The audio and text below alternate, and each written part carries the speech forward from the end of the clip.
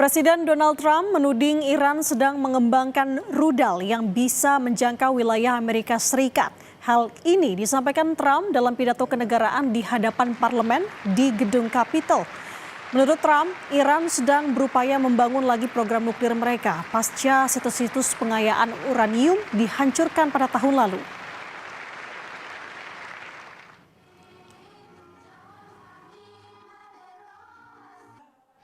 They've already developed missiles that can threaten Europe and our bases overseas, and they're working to build missiles that will soon reach the United States of America.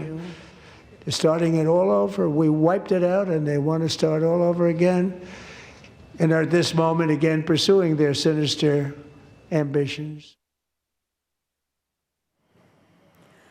Sementara itu, Korps Garda Revolusi Iran kembali menggelar latihan perang di Teluk Persia. Latihan tersebut melibatkan drone, kapal, kendaraan amfibi, rudal darat ke laut, roket, serta artileri. Komandan Pasukan Darat Garda Revolusi Iran menyebut latihan ini digelar untuk bisa menanggapi ancaman yang ada saat ini, termasuk kehadiran Angkatan Laut Amerika Serikat di Timur Tengah.